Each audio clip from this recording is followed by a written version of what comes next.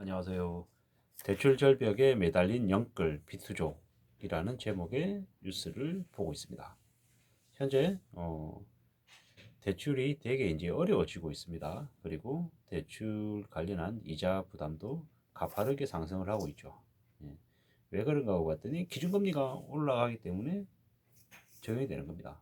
그리고 그 가계 대출 총량 제도를 이제 운영하고 있습니다. 그러니까 차주별 총부채 원리금 상환 비율, 그 DSR 규제로 이제 사람들이 대출을 받기가 이제 점점 더 어려워지는 거죠. 그리고 이제 은행들이 이제는 고객들을 골라서 대출을 받을 수 있는 이제 입장으로 이제 바뀐 거죠. 예. 그러다 보니 굳이 은행들이 가상 이제 우대 금리를 해줄 이유가 없는 거죠. 되려 가상 금리를 더 물리는 쪽으로 방향을 잡고 있는 게 아닌가라고 봐도 무방하죠.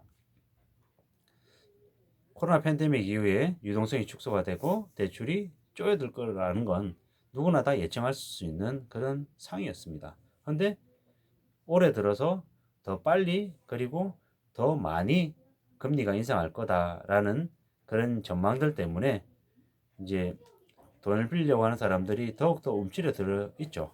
그리고 지금 현재 대출을 이미 갖고 있는 사람들은 더욱더 우려하고 있는 상황입니다. 왜 그런가? 벌써 1월 달에 신용대출 금리가 6.5%대를 받는 곳도 있다고 합니다. 1, 2등급의 경우에 신용대출의 기준 평균 금리가 4%, 그리고 3, 4등급인 경우가 5%라고 합니다. 그리고 10년 만기 원리금 분할 상환 대출, 주택담보대출 평균 금리가 3.78이라고 합니다. 1월 17일 날 그 사중 4개, 4개 이제 시중 은행들의 주택담보대출 변동금리를 보니 3.57에서 5.07까지였고 고정금리가 3.75에서 5.5%까지 받고 있었다고 합니다. 5%대죠, 5%대. 근데 이 수준이 올 상반기에 6%대에 진입할 걸로 보여진다고 합니다. 실질적으로 대출자들의 대출이 이제 엄청 늘었죠. 예. 근데 이건 기준금리가 현재 수준이었을 경우에 전망하는 모습이기 때문에 아마 기준금리가 1.25%에서 1.5, 1.75, 2.0으로 올라가게 되면 올 연말이 되면 시중금리가 8%에 육박할 거다, 8%대가 될 거다라는 것도 사실상 무리한 전망이 아니라는 거죠. 현실화될 수 있다라고 봐도 무방하지 않나라는 제 개인적인 의견을 말씀드립니다. 이렇게 되면 대출로 인한 이자 부담이 이제 커지게 되면 당연히 소비는 줄어들 수밖에 없습니다. 이자 부담이 더 늘어나기 때문에 더 힘든 상황에 처한다라는 거죠.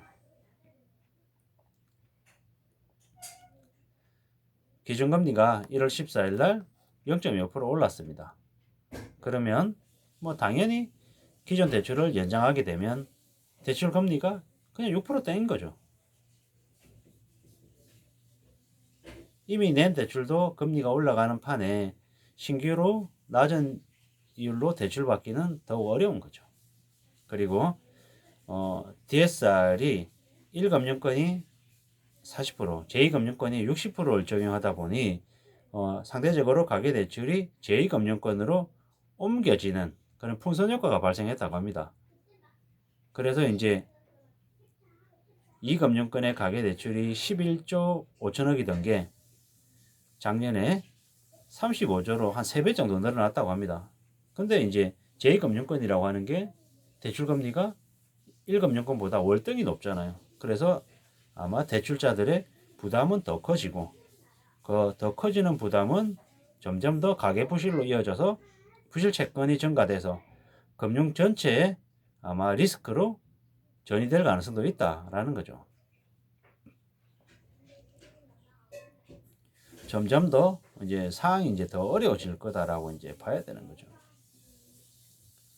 뭐 앞으로 더욱 아마 대출이 줄어들고 대출 이자가 더 늘어나고 있는 상황이기 때문에 사람들은 아마 점점 더 어려워질 걸로 이제 봐야지는 거죠. 더 힘들어질 거라는 거죠. 뭐 이런 상황에서 우리 개개인들이 할 수 있는 모습은 지극히 뻔하고 지극히 당연한 대처 방법밖에 없다라는 거죠. 지극히 뻔하고 당연한 대처 방법이 뭡니까?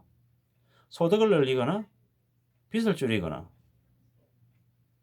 생활 수준을 더 낮은 상태로 재조정해서 감내하는 것밖에 없는 거죠. 첫 번째 소득을 증가시키는 건 뭐 자기가 하고 있는 일에서 갑자기 열심히 해서 갑자기 승진하고 갑자기 더 좋은 연봉을 받기란 어렵습니다.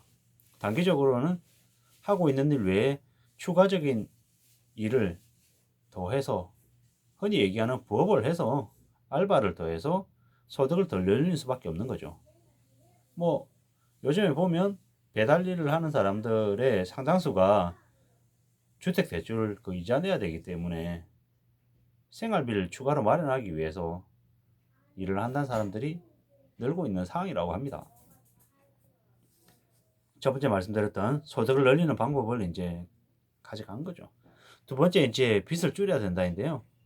그 또한 많은 사람들이 이제 인식을 하고 있습니다. 예, 어떻게든 가지고 있는 자산을 처분해서 당장의 무리한 빚들을 좀 정리하는 그런 모습들을 이제 가지려고 하죠. 예. 그래서 뭐 어떤 경우에는 오랫동안 이렇게 불입했던 뭐 보험을 깨는 경우도 있고, 뭐 아니면 뭐 가지고 있는 주택 수를 좀 줄여가는 쪽으로 뭐 방향을 잡는 일들도 있고 되게 많은 뭐 모습들을 보이고 있습니다. 세 번째는 이제 소비 수준을 줄인다, 아낀다, 절약한다인 건데 이것 또한 이제 점점 더 사람들이 이제 그렇게 변해가고 있는 것 같습니다. 이미 그렇게 변했습니다. 뭐 중고 거래를 활성화하고 그리고 물건을 살 때 철저하게 가격을 비교해서 조금이라도 더 절약하려고 하는 그런 모습들이 점점 더 우리 몸에 배이는 것 같습니다. 점점 선진국 국민들의 모습으로 이제 바뀌어가는 거죠. 무리한 대출, 경제적인 어려움, 뭐 이자 부담, 원금 상환 부담 이런 것들이 다 맞물려서 이제 우리한테 이제 닥쳐오고 있는 거죠. 이게 현실인 거죠. 앞으로 이제 이런 현실들을 더 잘 감내하고 잘 적응하는 것만이 우리가 이제 앞으로 살아갈 이제 세상을 변한 모습들을 이제 받아들일 수 있지 않겠냐라는 거죠. 저는 저대로 이제 고민이 많죠. 뭐 저뿐만 아니라 여러분들도 되게 고민이 많을 텐데요. 어떻게 하면 좀 소득을 좀 더 늘릴 수 있을까에 대한 고민, 그리고 빚을 또 줄여야 될까 고민, 그리고 생활 수준을 어떻게 좀 불행하다고 느끼지 않으면서 최대한 좀 잘 줄여갈지에 대한 생각들을 하는 거죠. 이 세 가지가 뭐 비단 저만의 고민, 뭐 여러분들만의 고민은 아니고요. 우리 모두가 이제 앞으로 살아가면서 평생을 두고 아마 해 나가야 될 숙제가 될지도 모르겠다라는 생각들을 이제 합니다. 예. 점점 더 경제 긴축기, 금리 인상기, 어, 뭐, 정상화, 뭐 이런 얘기들을 하는데 아마 많은 구조조정과 많은 희생, 많은 고통 분담을 요구할 것 같습니다.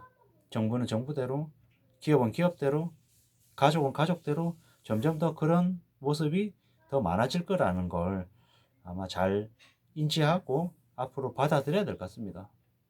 뭐 강요당하냐 아니면 스스로 그렇게 움직이냐 뭐 두 가지의 이제 모습밖에 없을 것 같은데요.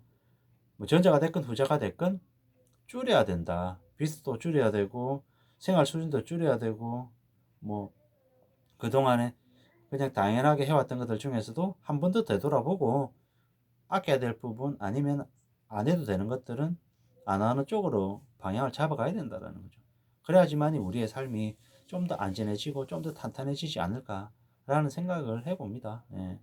금리 인상기 그리고 대출 중단기에 연끌 비투하신 분들이 아마 되게 힘겹고 어려울 텐데 어떤 식으로든 뭐 잘 헤쳐 나가고 잘 감내하면서 하루빨리 좀 그 부담과 그 어려움들을 덜 수 있는 길이 마련됐으면 좋겠다라는 개인적인 생각을 해봅니다. 예, 절대 쉬운 일 아닐 거고 정말 힘들고 어려울 텐데 그럼에도 불구하고 포기하지 말고 잘 헤쳐나가시기를 간절히 바라겠습니다. 그리고 빚지지 않으신 분들 그리고 빚이 없고 주택이나 뭐 주택을 갖고 있지 않으시고 주식을 하지 않으신 분이라고 하면 이왕이면 그런 데 대한 관심은 좀 길게 내다보고 단기간에 짧은 기간 안에 뭔가 결정하겠다라는 그런 생각보다는 좀 길게 내다보고 움직이셨으면 좋겠고, 아무쪼록 당장의 생업, 당장에 먹고 사는 일에 좀 더 집중해서 챙기는 게 어떨까라는 게 제 개인적인 의견입니다. 아무쪼록 경제적인 암흑기라고 해도 무방할 정도로 2022년 올해부터 해서 되게 어려워질 걸로 많이들 전망하고 있습니다. 그런 만큼 더욱더 마음 단단히 붙들어 매고 잘 대처해 나가시기를 정말 희망하겠습니다. 이 모자란 영상을 항상 시청해 주셔서 정말 감사합니다. 고맙습니다.